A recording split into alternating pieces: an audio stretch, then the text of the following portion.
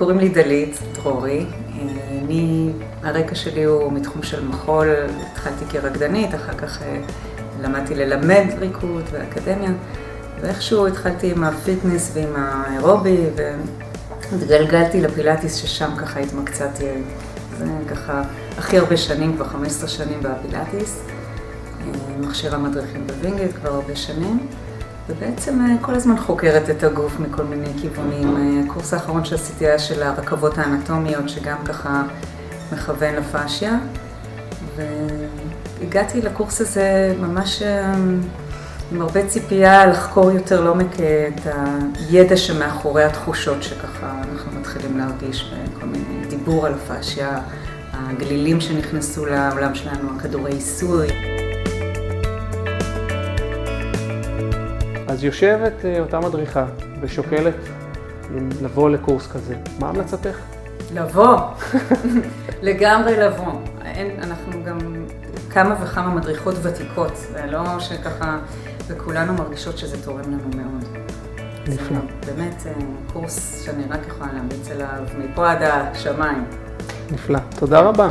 החכמנו. תודה שהבאת לנו את הקורס הזה. המינון כל כך יפה, זאת אומרת, האיזון הזה בין התיאוריה למעשי הוא מדהים. דני מדהימה, הגישה שלה וההקשבה שלה והסבלנות שלה. אני נהנית מכל רגע, אני ממש חווה פה משהו, אני מאוד מתחברת. יש יותר ויותר מודעות והקשבה, וקצת לפתוח עוד פעם אני מאמנת קבוצות. יש לי רק איזה 2 מתאמנים אישיים, אין לי זמן לאימונים אישיים. בקבוצות קשה לי להתייחס לפרט בצורה כמו בפרטני.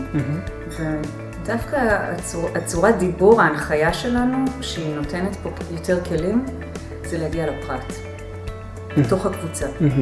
ואני חושבת שזה מעולה. קודם כל, לפתוח מחדש את הראש לדבר אחר, כי אנחנו קצת התרגלנו לדבר יותר על השרירים, על העצמות, על הדיבור הזה על הפאשיה הוא דיבור קצת אחר, ואז הוא פותח את הראש לכיווני תנועה קצת אחרים. והקורס הזה הוא וואו מבחינת עוד. הוא פותח את הראש, היא גם מדברת על זה שבעצם היא נותנת קונספט, לא תרגילים. ברגע שאתה מבין את המחשבה, אתה יכול לקחת את זה לכל העולמות שלך. זאת אומרת, אני יכולה לקחת את זה גם לשיעורי העיצוב אפילו. זאת אומרת, זה לא דווקא רק פילאטיס או יוגה, אתה יכול להכניס את זה לכל המחשבה שלך. הגוף הוא... ויש ממש, אתם חווים תרגילים, אתם...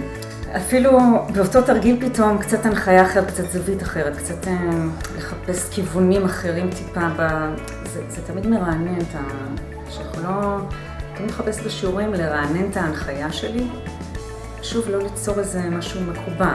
אז אפילו שאני עושה את התרגיל וההנחיה קצת שונה והזווית קצת שונה, זה מעורר עניין וגם הגוף מגיב, כי צריך לתת לו סטימולציה שונה, לתת לו גירויים אחרים. ואם נגיד אותו שיעור כל הזמן, אז אפשר לקשור מעשים נורא דומים כל הזמן בגוף. אתה משנה קצת את הזוויות, הגוף כבר מקבל משהו אחר. פתאום הוא נושם אחרת. מעניין.